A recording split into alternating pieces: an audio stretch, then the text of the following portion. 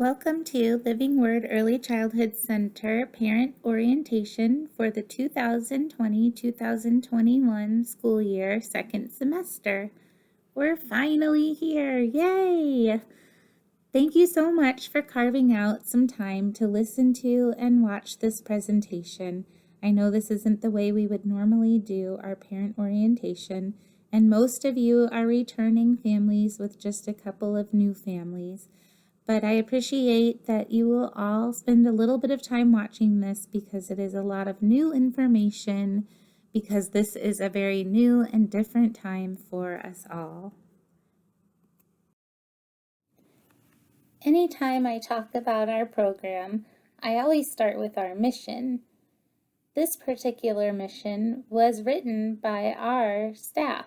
We rewrote it last year and we're pretty proud of it because it took a lot of collaboration, and we really believe that it does speak to what we do every day in our classrooms.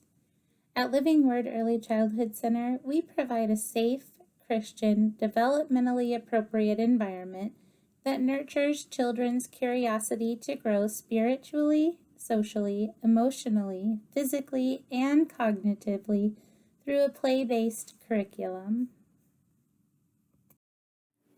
Okay, so what does that really mean, though? What does that really mean we do all day? All of those words sound great, and it's a little jargony for early childhood educators. And it truly does mean that we play all day. And I know that some of you feel great when you hear that, and you don't have a worry in the world, and that's all you want to hear. That's all you want to hear, that your child plays all day.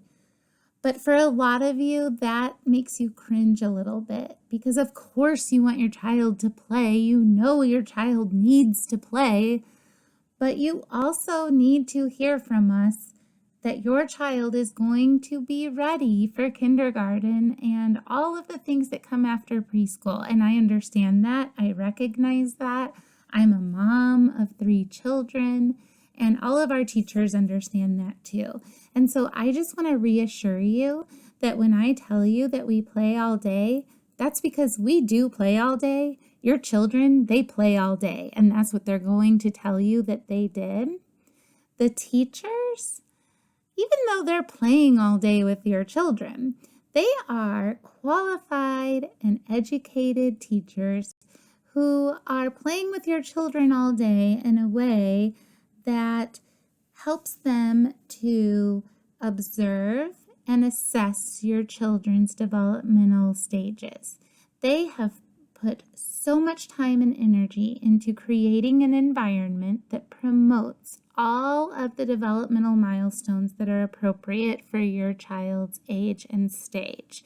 They have filled their classroom with materials and games and toys and colors and just all of the things that are going to encourage the children to do all of the things that we want them to do and that can show us what they can and can't do. And then they're going to watch them, and they're going to have a blueprint in their mind of the things that they want to do as far as lessons and themes and activities go, but they're going to spend time getting to know your children. And something that's really unique about our school is that we have 2 teachers in every classroom at all times. And so that means that there are 4 eyeballs on a very small number of children at all times. They are watching and observing and learning about your children and watching them interact with each other and with the teachers. And they are seeing where they are, what their interests are, what their strengths are, and what their weaknesses are. And then the teachers are collaborating and talking, and that is how they are planning for the following days. They're reassessing, and they are readapting and modifying their plans. They're rearranging their classrooms. They're changing out what materials they have in their classrooms based on the things that they're seeing that their students are interested in and where their ability levels are. And then they're looking at what they know children of their age need to be working on in order to promote their development, and then they're planning things based on that. And so, yes, they are playing all day, but in a way that is promoting their development. But we know that their basic needs have to be met before we can teach them any of the pre-academic skills that are needed for kindergarten, such as colors, numbers, shapes, letters, all of those things. We know that they need those basic functioning skills, executive functioning skills. Just think about when you are hungry or tired or crabby or overwhelmed. You can't focus and you can't learn anything new. If you talk to any kindergarten teacher, they are going to tell you that they would much rather be sent a child that can't tell you any of the letters of the alphabet but can share and take turns and sit at circle time. Our goal is to be able to send all of the children knowing all of those things and ready to do all of that. But we can't make a child do anything that they're not ready for. All we can do is help encourage and provide the opportunities and put the supports in place to help further their development. Our way of doing that is creating an environment where they can feel safe. We give them choices. If you have been in our school via a tour or with your older children or with a child that's been in our school prior to this semester, you'll see that our classrooms are set up into centers and your children are given choices throughout the day. When children are given choices, they're setting goals, they're developing and sharing ideas, they're making rules, they're negotiating challenges, and they're choosing how long they're going to play. Those are all executive functioning skills that are needed before they can even really begin to learn any of those other academic skills. They're developing a sense of wonder as they explore, create, pretend, imagine, and they learn from trial and error because we make them feel safe and comfortable. We celebrate their mistakes and we celebrate their successes. And you'll see them being delightful. They're happy. Kids smile, they laugh, and they're silly in our classrooms. They generally feel cozy and happy and at ease. And that is our main goal, especially at the beginning of a new school year. So I just want to mention to you that typically by January, we have already established those foundations. But this year it will be different because we have not been able to do that. And so I just want to remind you that we are going to be treating January very much like we would normally treat September. We are going to be very passionate about getting to know your children. This is going to be a restorative time. There has been some trauma with this pandemic. And children are so much more resilient than adults. And I have been reading so much research about that. And I am so happy to tell you that most of the research is indicating that these little ones are dealing with this so much better than we are. Thank goodness.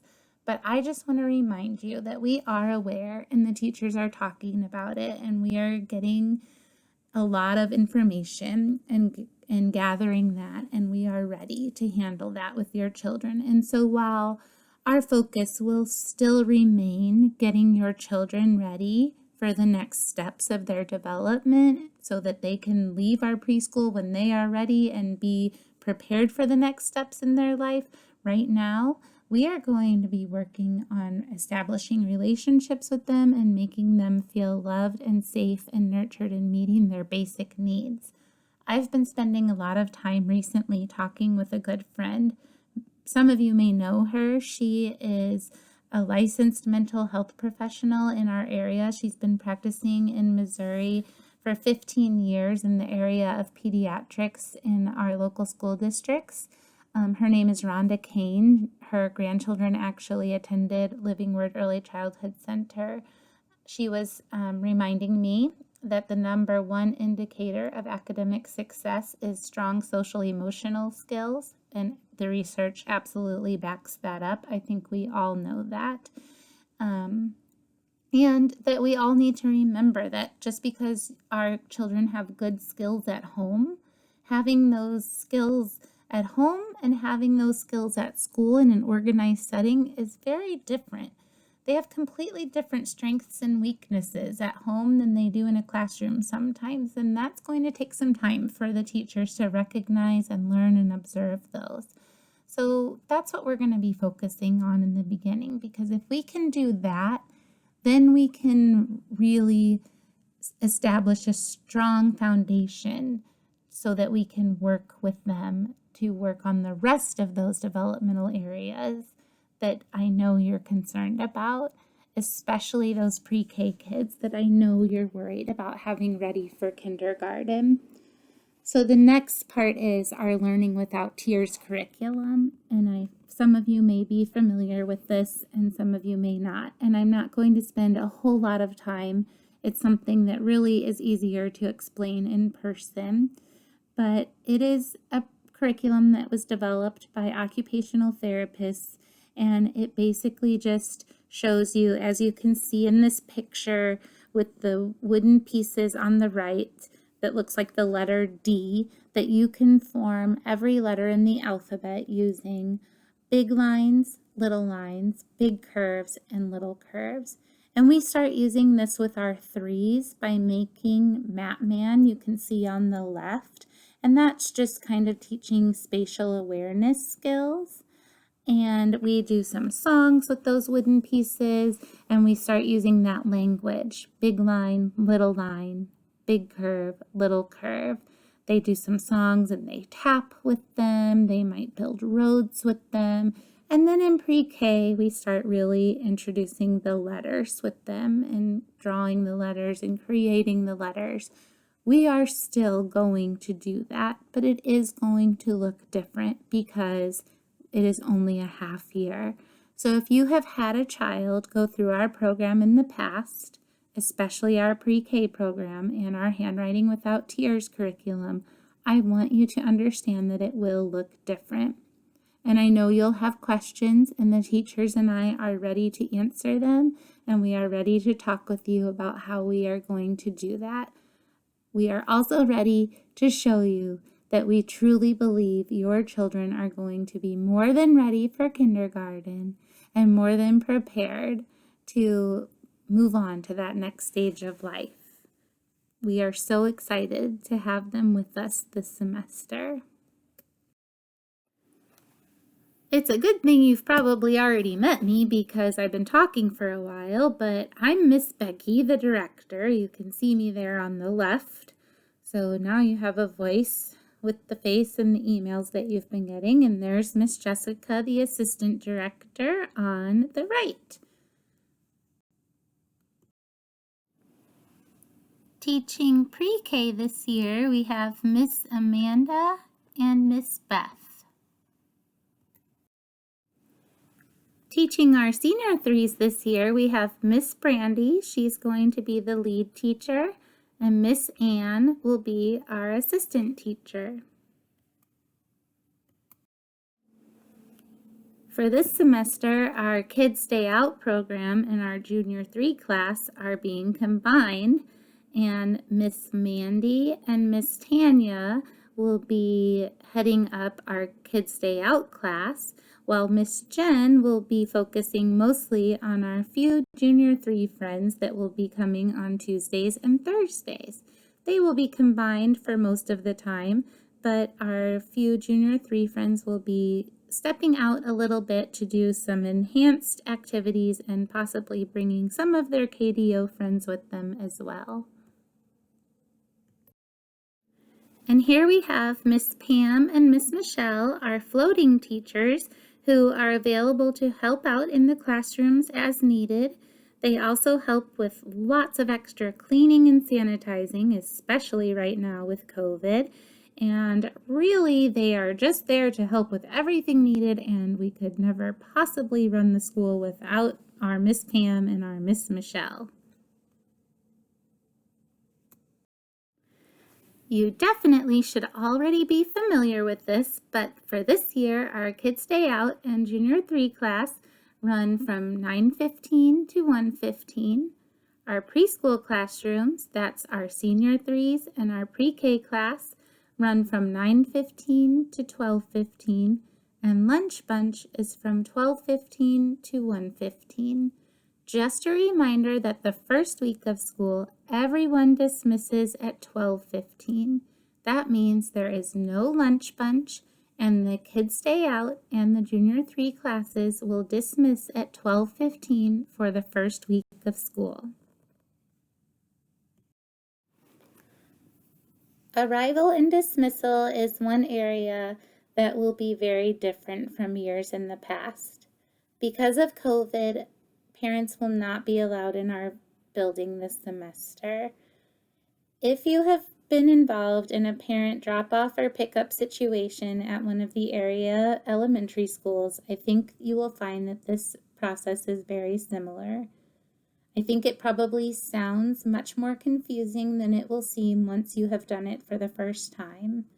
The directions are outlined in our newest version of our reopening plan, which is available on our website and has also been emailed to you. And I am going to explain it here. But again, I think once you come and do it the first time, it won't be as confusing as it may sound right now. If you are not aware, you will find that we have a roundabout in our parking lot. It is up the hill just past our playground. So if you come into our parking lot and you follow it past the doors of our preschool on the lower level, past the playground and up the hill, you will be able to go around the roundabout and get in the line of cars. We will have 4 tall delineators. If you look at the picture on the page of this screen, you will see those tall cones. Those are the delineators. There will be 4 of those out there. In this picture, you can see Miss Mandy and her daughter, Gemma. What we are going to ask is that at drop-off, when you are a car that is at one of the 4 delineators, at 9:15, you will take your child out of their car seat and stand on the passenger side of your car, outside of your vehicle near the delineator. The teachers will no longer be getting into the vehicles and unbuckling the children.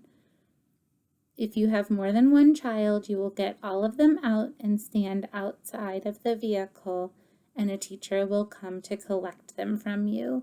We ask that all adults wear a mask during this time.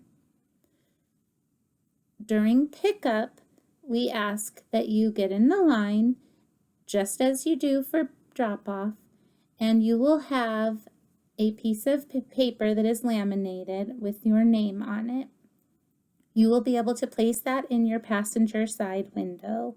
A few minutes before dismissal, a teacher will come out of the building and make a list in the order of the cars that have arrived. Then we will come out and bring children to you. We ask that you step out of your vehicle again wearing your mask and stand by the delineator, just the first 4 vehicles. We also ask that you then buckle your child or children safely into their car seats, and then you get into your driver's seat and buckle yourself before you begin moving your vehicle. Safety is still our number 1 priority, and we really want to keep everyone safe. We know that at the elementary schools, there are a lot of children that hang out of windows and sunroofs and do not stay in their car seats. And we also understand that it can be difficult to keep them in their seats during that time. And I am perfectly fine if you would like to make me the bad guy. I will explain it to your children that it is all my fault. But we really feel strongly that we want to keep children as safe as possible on our property and ask that you please keep them buckled. We also do not have a wide enough parking lot for you to pass a car in front of you. So we ask that you please wait to begin to leave until the car in front of you moves. We are going to do our best to expedite this process. We will reevaluate as time goes on if we need to change things to make it go faster or more efficiently. But we think because we only have 31 families enrolled this semester and we have 2 different dismissal times, this process should not take very long. We will have 4 cars doing drop-off and pickup at the same time.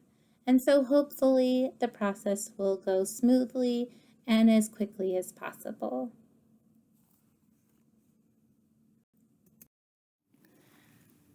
Lunch Bunch is an optional extended day program offered Tuesday through Thursday for our Senior 3 and Pre-K students from 12:15 to 1:15.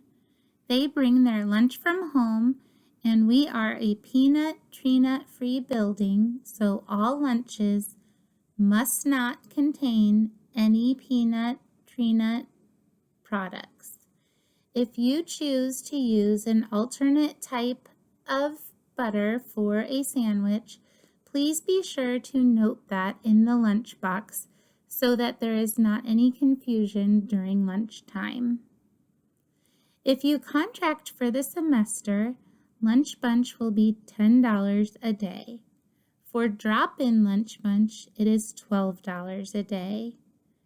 You will need to sign a Lunch Bunch agreement as soon as possible if you would like to contract for the semester to begin a consistent placement in our Lunch Bunch program. Our days are filling up fast, so please reach out via email as soon as possible if you have not already signed up for Lunch Bunch.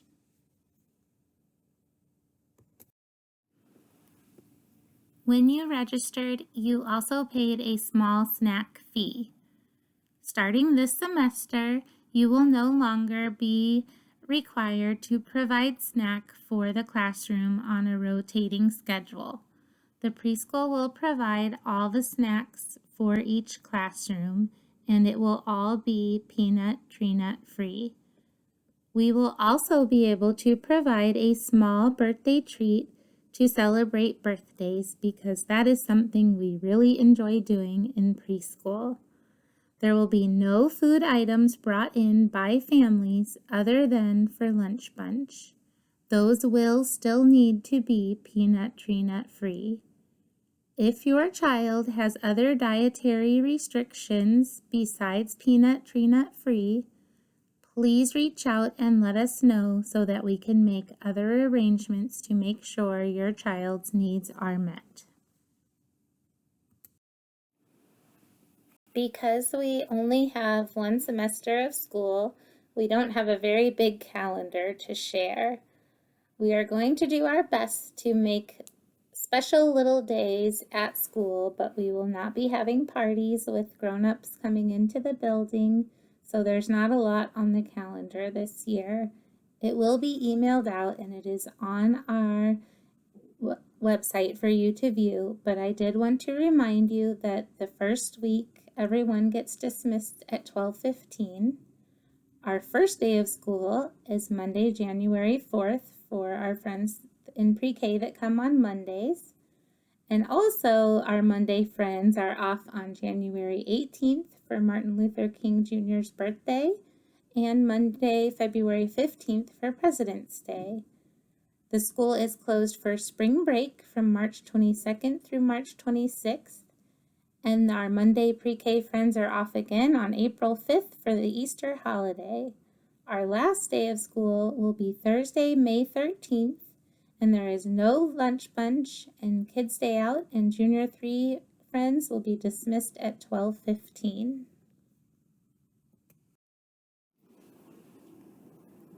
Another big change is in tuition. This one is exciting because now you have 2 easy options for making your tuition payments. There will be no more having to find your checkbook and find the black box in my office or track down me or Miss Jessica to get a receipt for a cash payment, especially since you're not even allowed to come into the building anymore because of COVID. I know that so many of us have been waiting for online payment to be an option for so long, and it's finally here. So your two options are monthly bank draft. There's no added fee and no hassle. You'll simply authorize an automatic bank draft for the first of each month, and that's all you have to do. The second option is online payment. There is an $8 convenience fee for this. In order to do this, you will just log on each month and pay online. You can pay via credit, debit, or bank account. It is due the first of each month, and there will be a $15 late fee if you don't pay by the 10th of the month. The other really exciting thing is that each family will have access to a new personal online portal where you can view transaction history and make payments if you're doing the online payment. If you're doing the monthly bank draft, you will still have an online portal and you'll be able to view your transaction history that way. You won't have to wait for a statement from Miss Jessica or ask her to print a new one or ask me to print one and have me try to figure out how to do it and never be sure if I'm going to know how to do it the correct way. So yay, you'll be able to log in and do that all by yourself from your home and from your computer. We do need to know your choice and how you want to pay no later than December 10th. And you will see that attached to this email is a form that you can fill out to make that choice and give us the information needed for your new tuition payment options.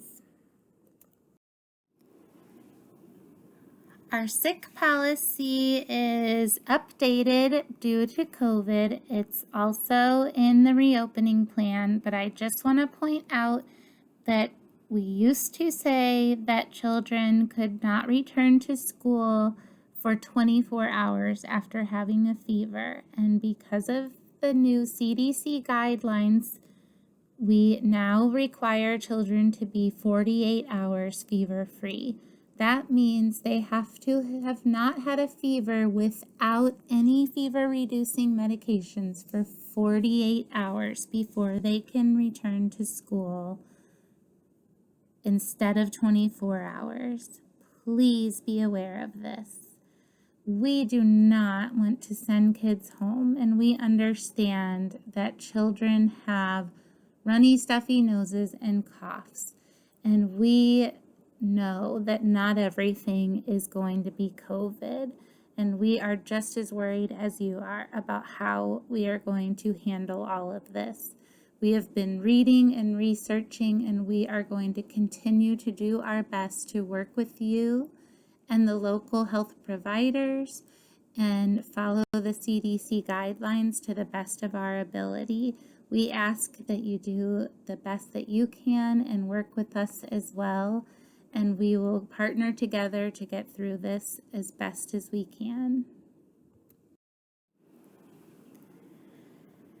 In reference to COVID-19, we ask that you self-quarantine for 2 weeks if you or anybody you have had recent close contact with has tested positive for COVID-19, has knowingly encountered someone with COVID-19, has traveled to an area known as a hotspot for COVID-19, or has had other combinations of symptoms consistent with COVID-19.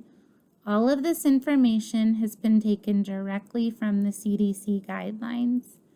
If a child becomes sick at school, a parent will be notified and the child should be picked up within 1 hour of notification. Parents will be called for a fever 100.4 or above, vomiting, uncontrollable cough, or fever and fatigue or lethargic behavior. We ask that you keep your child home if they are displaying these symptoms prior to coming to school and notify the ECC of their absence. Children with a fever of 100.4 will be sent home and will not be able to return for 48 hours after the fever is gone without the use of medications. If the child is seen by a doctor, Please return to school with the doctor's note giving clearance or a negative COVID-19 test. Children who are sick with the typical reasons children get sick, vomiting, rash, diarrhea, pink eye, head lice, strep throat, etc., should follow regular health guidelines with the exception of fever. Fever will have children out of school for 48 hours without the use of fever-reducing medications before returning. Severe allergy symptoms may need to be evaluated by a doctor for a COVID-19 test to rule out possible exposure for COVID-19.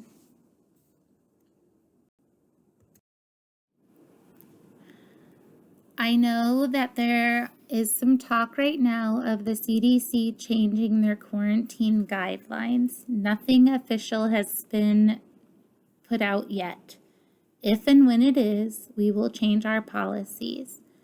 As of right now, we have decided that if we have to shut down for a period of 2 weeks or less, tuition will be paid in full and teachers will send emails with activities and ideas as well as hold at least one optional Zoom class meeting per week.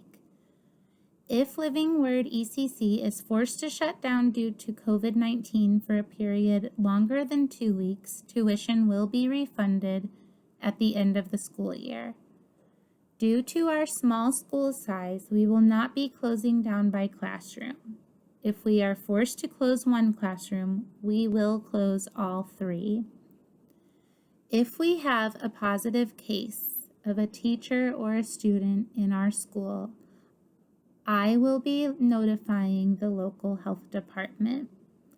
They will be advising me on what we have to do.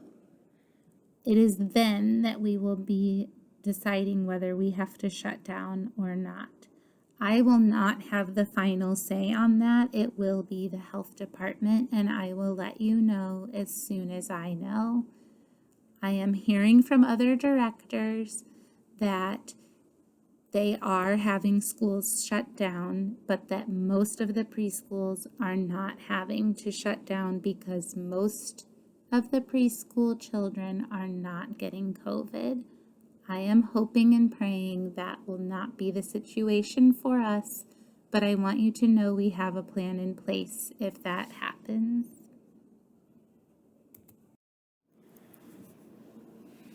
Please scroll through the next 2 slides on your own timing. All of this information is included in our reopening plan. These are just some of the things that we are doing to help create as healthy and safe of an environment as we can for this semester to be open during COVID.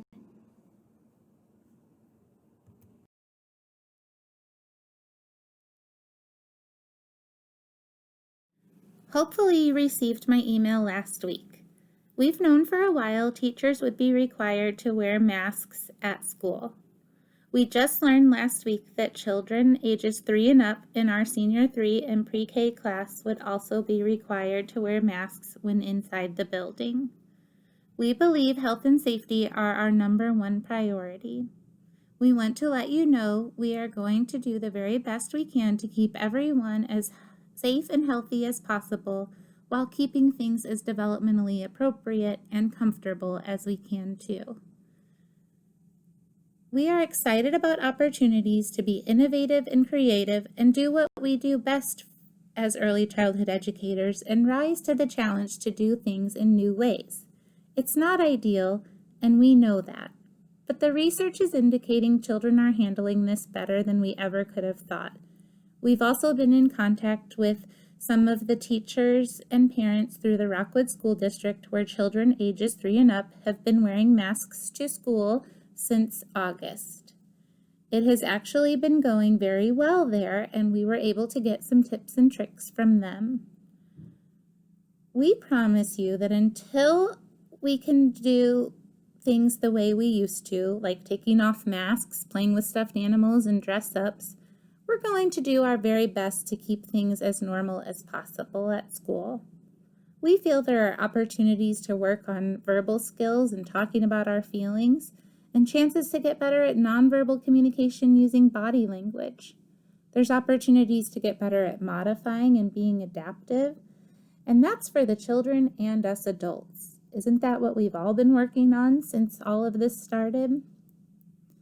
We will follow the CDC guidance, knowing that educators are encouraged to use our best judgment. We also have the support of the church leaders.